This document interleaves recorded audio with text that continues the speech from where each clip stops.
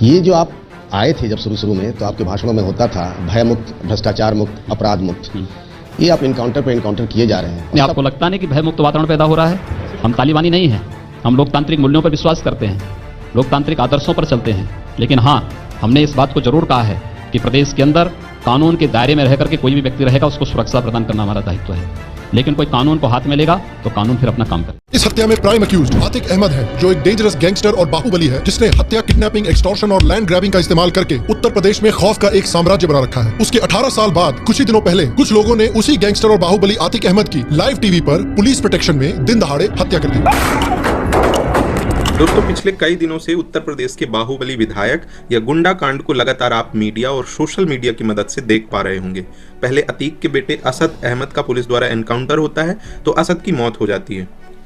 फिर कुछ ही दिनों में सजा पा चुके अतीक अहमद को मेडिकल चेकअप के लिए पुलिस बाहर ले जाती है और लौटते वक्त अतीक के कुछ विरोधियों ने गोली मारकर अतीक की भी हत्या कर दी। अब अतीक अहमद पिछले 5 बार से उत्तर प्रदेश में विधायक रह चुके थे और दशकों से यूपी के जाने माने बाहुबली थे। पर आज हम इस वीडियो में अतीक और असद अहमद की बात नहीं करेंगे। आज हम बात करेंगे एनकाउंटर शब्द की, जिसमें हम जानेंगे कि एनकाउंटर क्या होता है, संविधान में एनकाउंटर के बारे में क्या कोई चर्चा है या नहीं, और लास्ट में जानेंगे कि एक एनकाउंटर किस हद तक सही या गलत हो सकता है। नमस्ते दोस्तों, आपका एक बार फिर से स्वागत है हमारे यूट्यूब चैनल पर। दोस्तों, आप सब ने अलग अलग टाइप की पढ़ाई की होगी, उनका स्तर भी अलग अलग होगा। अब जरा दिमाग में जोर डालिए और याद कीजिए कि आपने ब्रेकिंग न्यूज की हेडलाइंस के अलावा एनकाउंटर शब्द क्या कहीं पढ़ा है? क्या हुआ, याद नहीं आ रहा है? कोई बात नहीं, आपकी याददाश्त बहुत अच्छी है। दरअसल याद इसलिए नहीं आ रहा क्योंकि आपने किसी ऑथेंटिक बुक या अपनी पढ़ाई के सिलेबस में एनकाउंटर शब्द को पढ़ा ही नहीं है। हाँ दोस्तों, एनकाउंटर के बारे में हमारे संविधान, सीआरपीसी, आईपीसी की किताबों में अलग से कोई बात नहीं लिखी गई है। तो अब सवाल आता है कि ये एनकाउंटर शब्द आया कहां से और इसकी शुरुआत कैसे हुई, और भारत में एनकाउंटर को किस नजरिए से देखा जाता है। आपको जानकर हैरानी होगी कि हमारे देश के बड़े विशाल सिस्टम में आज भी कुछ चीजें ऐसी हैं जो कंडीशनल हैं, जरूरत के हिसाब से हो जाती हैं, पर उनका लिखित तौर पर कोई प्रमाण नहीं है। दरअसल एनकाउंटर भी उन्हीं कंडीशनल व्यवस्थाओं में से एक है। एनकाउंटर एक पुलिसिया शब्द है जिसकी शुरुआत पुलिस वालों ने ही की थी। एनकाउंटर का मतलब सिर्फ गोली मारना नहीं होता, बल्कि एनकाउंटर का मतलब होता है जब पुलिस और आरोपी आमने सामने बल या फोर्सेस के साथ आए, उनमें मुठभेड़ हो, झड़प हो या लड़ाई झगड़ा हो। इस पूरे सिनेरियो को कहते हैं एनकाउंटर। जब अपराधी पुलिस से बचने के लिए उन पर हमला करता है और इसकी जवाबी कार्यवाही के तौर पर पुलिस भी अपराधी पर हमला करती है, कई बार गोली चला देती है, इस पूरे सिनेरियो को कहते हैं एनकाउंटर। एनकाउंटर के मामले में सीआरपीसी की धारा पुलिस को क्रिमिनल से भिड़ने के दौरान स्पेशल राइट्स देती है और इन्हीं विशेष अधिकारों के तहत पुलिस अपराधियों का शिकार कर पाती है। लेकिन आपको जानकर हैरानी होगी कि हमारे देश के कानून में कहीं एनकाउंटर जैसे शब्द को इस्तेमाल नहीं किया गया है।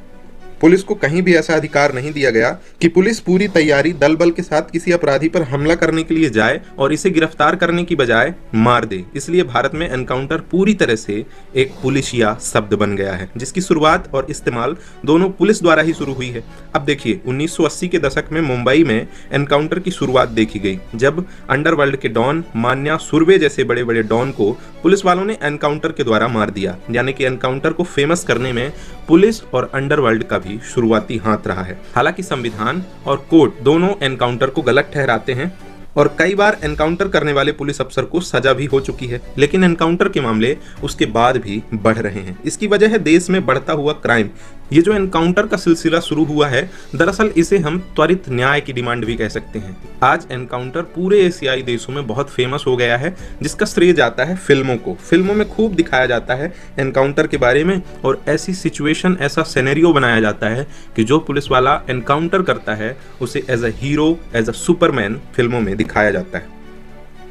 अब यदि प्रकार की बात करें तो पुलिस वालों ने ही इसे 2 प्रकारों में बांट के रखा है। पहला, जिसमें कोई डेंजरस क्रिमिनल पुलिस कस्टडी से भागने की कोशिश करता है, ऐसे में पुलिस वाले उसे रोकने या पकड़ने के लिए फायर कर सकते हैं। दूसरे टाइप का एनकाउंटर होता है जब पुलिस किसी अपराधी को पकड़ने जाती है और अपराधी भागता है, तब उसे रोकने के लिए फायर किया जा सकता है। और इन दोनों प्रकारों में एक बात कॉमन होती है कि अपराधी पुलिस पर हमला करता है, तब पुलिस जवाबी कार्यवाही के तौर पर, आत्मरक्षा के तौर पर एनकाउंटर कर सकती है। पुलिस कोशिश करती है कि बात समझाने बुझाने से ही बन जाए और वार्निंग वगैरह भी देती है, पर जब नहीं मानता तो कमर के नीचे या पैरों पर फायर करने की कोशिश करती है ताकि अपराधी भाग ना सके और उसे पकड़ लिया जाए। अब देखिए, हमारे देश का संविधान एनकाउंटर को बिल्कुल नहीं मानता, पर हमारे देश के सर्वोच्च न्यायालय ने इसे कुछ हद तक डायरेक्ट किया है और कुछ ऐसी सिचुएशन डिफाइन करता है जिसमें पुलिस कुछ विशेष शर्तों को पूरा करते हुए एनकाउंटर कर सकती है। आमतौर पर अपराधी और पुलिस की इस भिड़ंत को पुलिस सही मानती है, लेकिन हमारा जुडिशियल सिस्टम इसे आज भी नहीं मानता और मानव अधिकार आयोग तो इसके सख्त खिलाफ है। अब आते हैं उस कानून पर जिससे पुलिस द्वारा गोली मारकर किसी की हत्या कर देने पर भी पुलिस पर मर्डर का कोई केस नहीं बनता। दरअसल वो है सीआरपीसी की धारा 46, जिसमें लिखा है कि अगर कोई अपराधी पुलिस से बचने के लिए पुलिस पर हमला करता है तो पुलिस भी आत्मरक्षा के लिए उस पर गोली चला सकती है। और आपने लगभग हर एनकाउंटर के बाद पुलिस वालों को ऐसा ही या मिलता जुलता बयान देते हुए सुना होगा। आत्मरक्षा एनकाउंटर के सिनेरियो में एक बहुत ही महत्वपूर्ण शब्द होता है। बहरहाल, देश में पुलिस पर हमला करने वाले अपराधी भी खूब हैं और ऐसे अपराधियों का आक्रोश में आकर एनकाउंटर कर देने वाले भी पुलिस अफसर अब होते जा रहे हैं।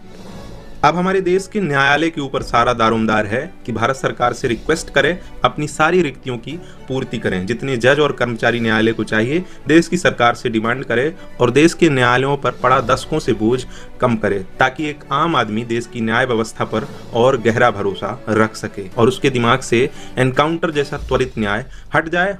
मान लीजिए किसी के साथ गलत हो जाता है तो उसके मन में एक भरोसा रहना चाहिए कि उसे एक उचित समय में, उसे कम से कम समय में न्यायालय द्वारा न्याय मिल जाएगा। और ऐसा करने से हम सबका भारत की न्याय व्यवस्था में, भारत के न्यायालयों पर विश्वास और भी गहरा हो जाएगा।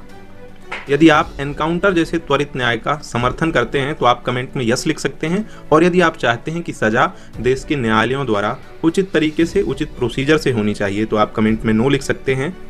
और यदि आप इन दोनों विकल्पों से उलट कोई और सलाह या सुझाव हमें देना चाहते हैं तो हमें कमेंट करके आप वो भी बता सकते हैं। हम आशा करते हैं कि इस वीडियो से आपकी जानकारी में इजाफा हुआ होगा। यदि हाँ, तो इस वीडियो को लाइक कर दीजिएगा और हमसे जुड़ने के लिए इस चैनल को सब्सक्राइब कर लीजिएगा। अब हम मिलेंगे नेक्स्ट वीडियो में, तब तक स्वस्थ रहिए, मस्त रहिए। शुक्रिया।